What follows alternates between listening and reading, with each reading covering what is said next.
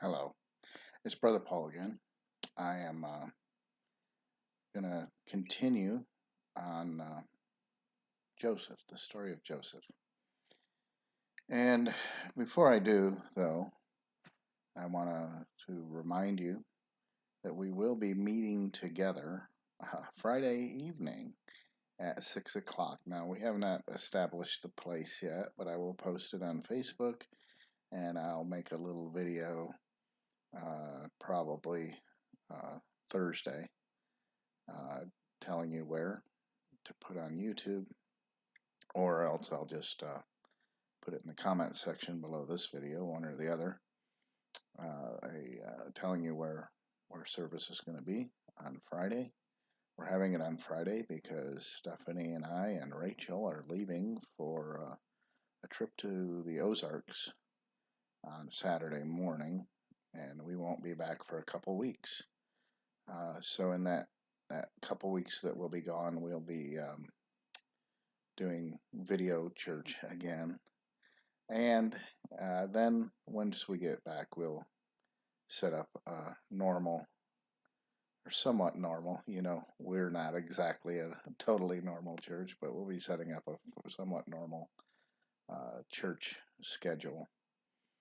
But tonight we're studying Joseph again. And we're going to start, we're going to only go into his childhood and youth right now. Uh, Joseph was born to what I would call a fairly dysfunctional family. There was a lot of odd things, at least what we would in today's day and age consider odd about his family. Number one, his father had 4 wives.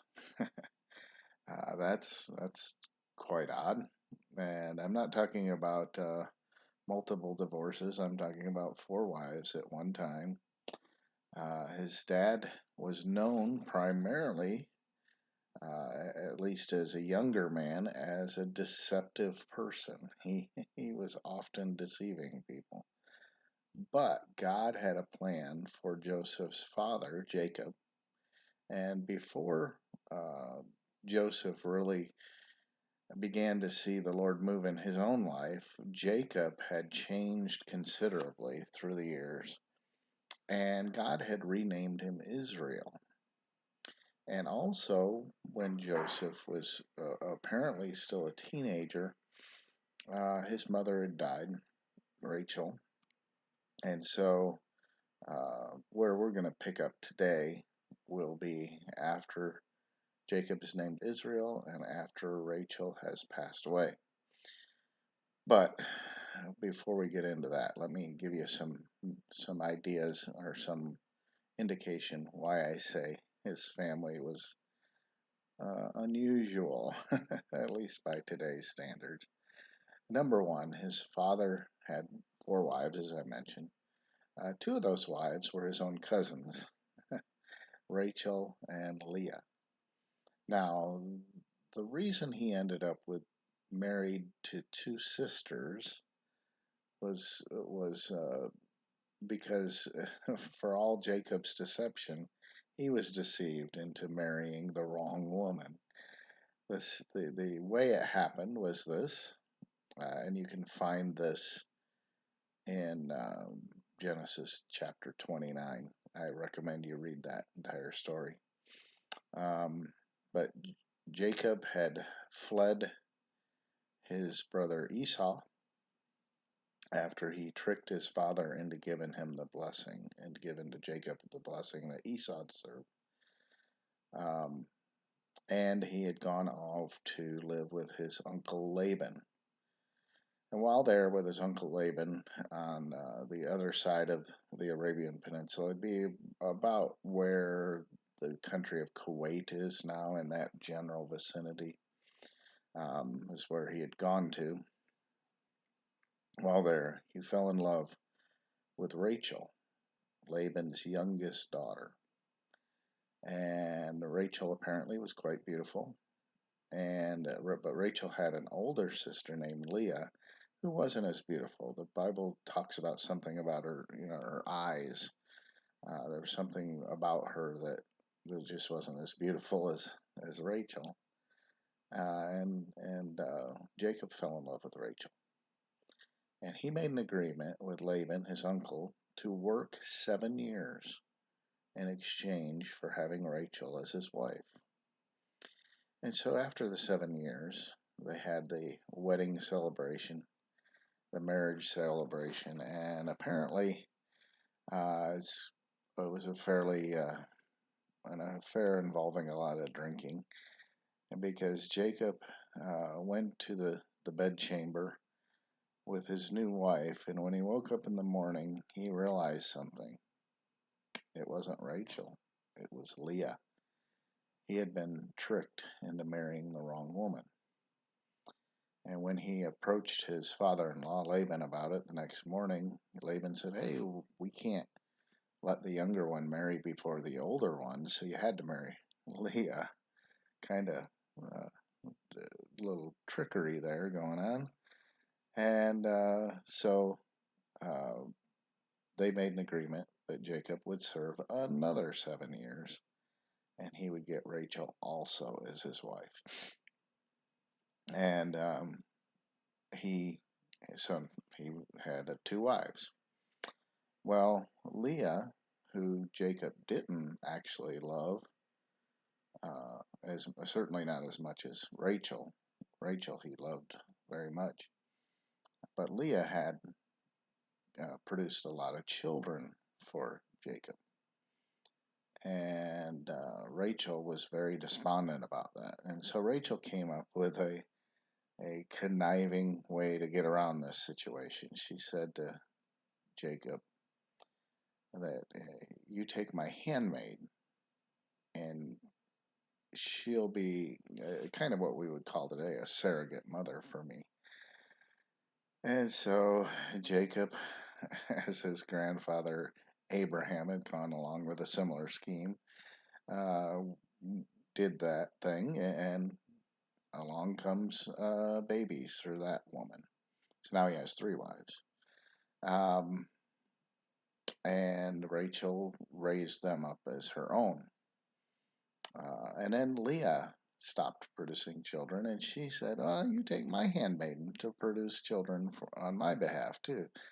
And so he ends up with four wives. As you can imagine, there was more than a small amount of animosity in that family. It was just a strange way of growing up. I can't imagine having grown up with that, but that's how it was. Uh, Interestingly enough, for all that chaos and everything that we would think is so odd about that situation, God still had his hand on Joseph's father, Jacob. And he used that those situations to teach Jacob to grow up, to become a mature man of God. And Jacob did become that, and eventually God was so pleased with Jacob's change, he changed his name to Israel. And then later Rachel died, and that's kind of where we pick up what's going on uh, with Joseph's life at this point.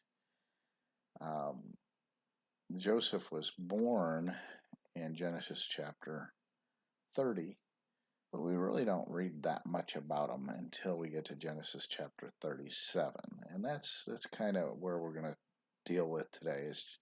Is just simply Genesis chapter 37. So if you're at home, go ahead and pause the video and turn to Genesis chapter 37 and then hit play again. All right, it says in Genesis 37, verse 1, Jacob dwelt in the land wherein his father was a stranger in the land of Canaan. And these are the generations of Jacob. Joseph, being 17 years old, was feeding the flock with his brethren, and the lad was with the wives of Bilhah, that was one of the wives of Jacob, and with the sons of Zilpah, his father's wives, and Joseph brought unto his father their evil report. Now, Israel loved Joseph more than all his children because he was the son of his old age, and he made him a coat of many colors. And when his brethren saw that their father loved him more than all their brothers, they hated him and could not speak peaceably unto him. And Joseph dreamed a dream, and he told it to his brethren, and they hated him yet the more. And he said unto them, Hear, I pray you, this dream which I have dreamt. Okay, I'm going to pause right there.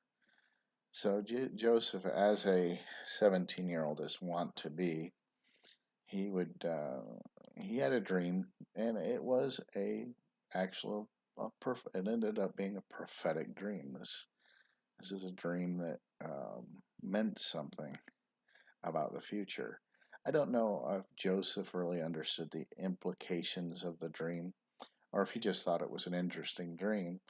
But he had this dream. Now, as a 17-year-old, he didn't have probably what I would say is the good sense to just talk quietly about it. He thought that it was a really cool dream, and so he says, and starting up again in verse 7, it says, "For behold, we were binding sheaves in the field," and if just pause it, let me pause again. A sheaf is a bunch of wheat or barley or something, some sort of grain that you bound together to make it easier to harvest. Back before the days of the machines we have today, they would cut the grain and bind the straw and the head of grain together, and they would gather it into their barn, and then later they would take the grain off the straw and use the grain. And so that's what they were doing. In his dream, they were binding sheaves. And it says, And lo, my sheaf arose and also stood upright, and behold, your sheaves round about, and made obeisance to my sheaves. Now, that means they bowed down. So he's saying to his brothers that in his dream they were gathering grain, and they had bound these sheaves together, and Joseph's sheaves stood upright, while the brothers' sheaves gathered around his sheaf and bowed down to it. Now, as you can imagine, they were most of the brothers he was speaking to were his older brothers, and they're thinking, "Oh my land, this punk kid," and they hated him even worse for his dreams. Um, and it appears that Jacob wasn't too upset with his dream yet, but um, let's go on. In verse 9, oh, excuse me, verse 8, and his brethren said unto him, Shall thou indeed reign over us? And shall thou indeed have dominion over us? And they hated him yet the more for his dreams and for his words.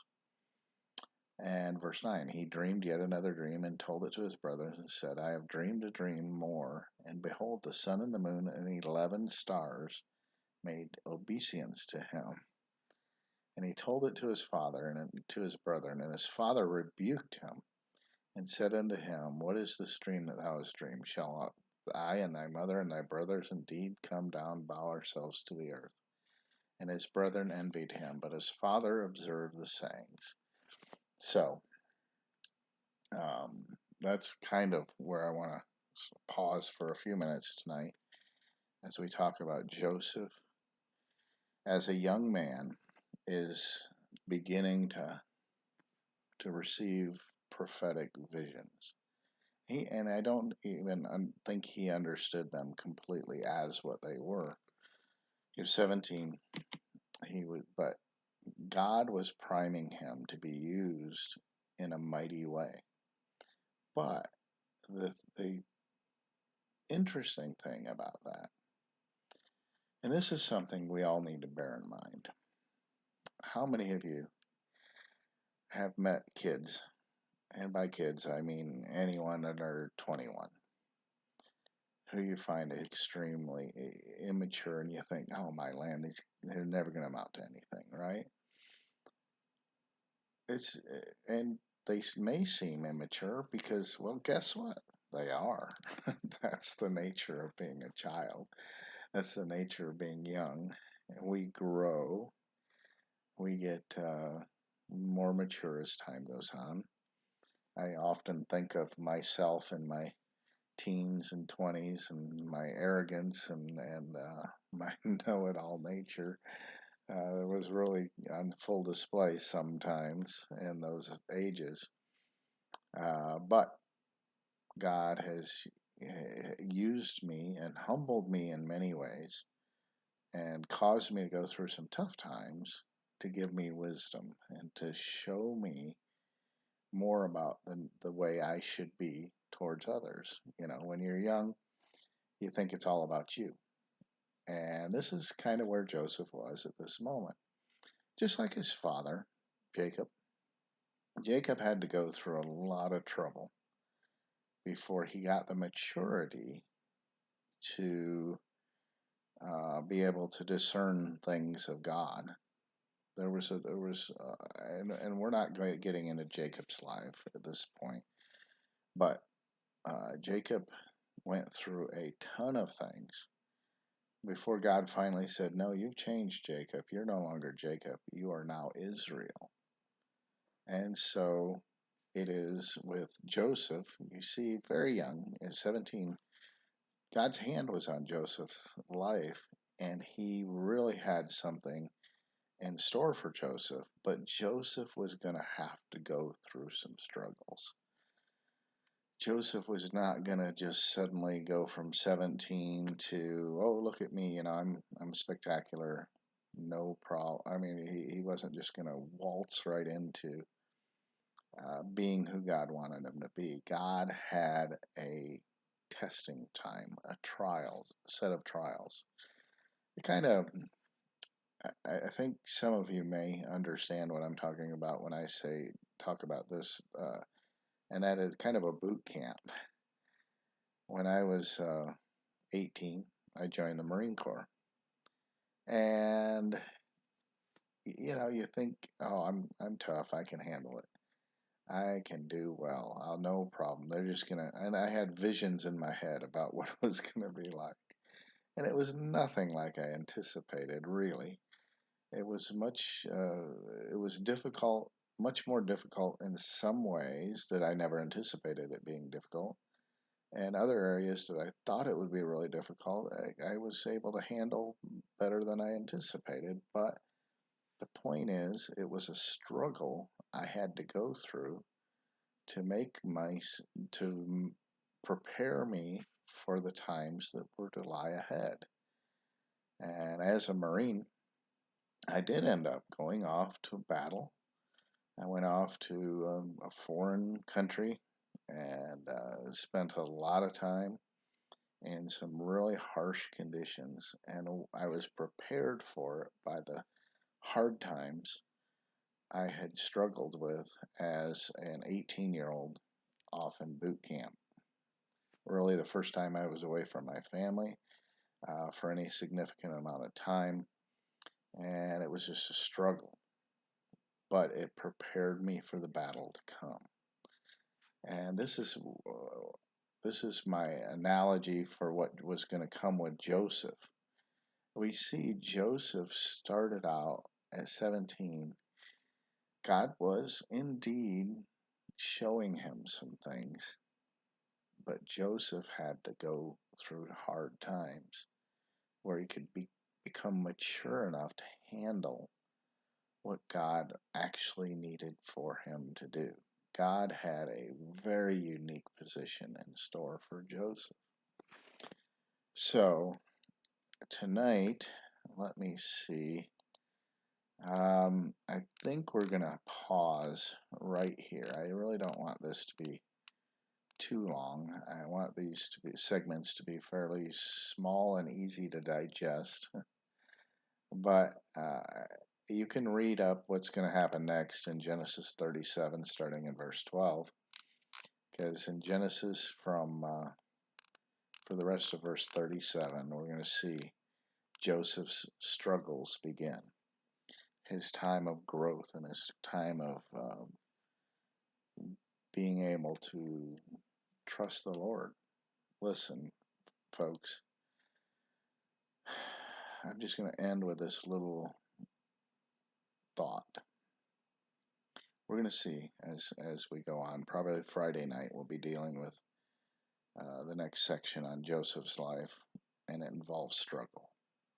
It involved hard times, and it was for Joseph's good.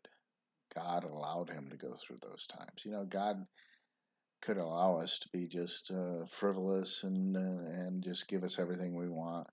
And guess what? He would end up with a bunch of spoiled, rotten kids, a bunch of children that knew nothing about how to be a mature person.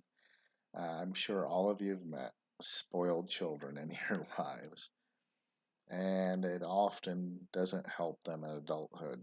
As a matter of fact, I've never seen it help a spoiled child being helped in adulthood by being a spoiled child.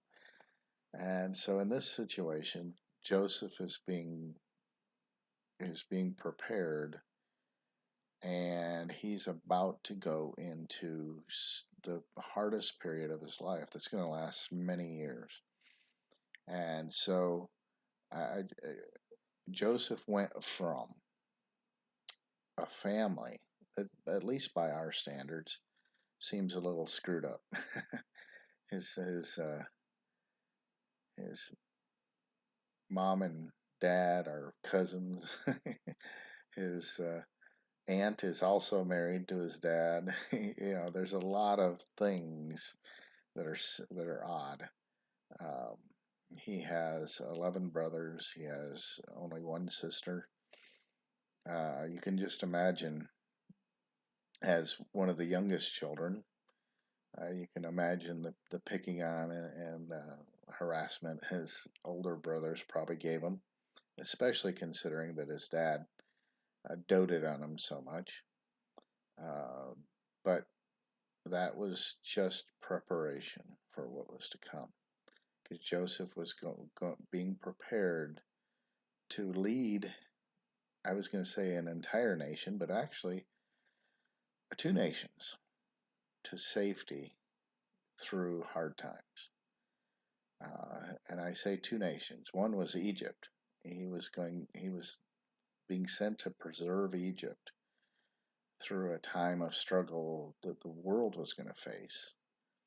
But not only did he preserve Egypt, he preserved the future nation of Israel. And they were able to survive the great 7-year drought because Joseph was able to handle it because of what his life had prepared him for. So when we face struggles, don't think, "Oh, God's abandoned me. God just isn't listening to my prayers." Perhaps, perhaps He's preparing you for something extraordinary in your life. So tonight, I thank you for listening. Once again, if you have any prayer requests, just let me know one way or another. You can text me, you can Facebook message me, you can leave a prayer request in the comments section, whatever the case may be. All right. I love you guys, miss you, and I'll see whoever can make it there on Friday night. Good night.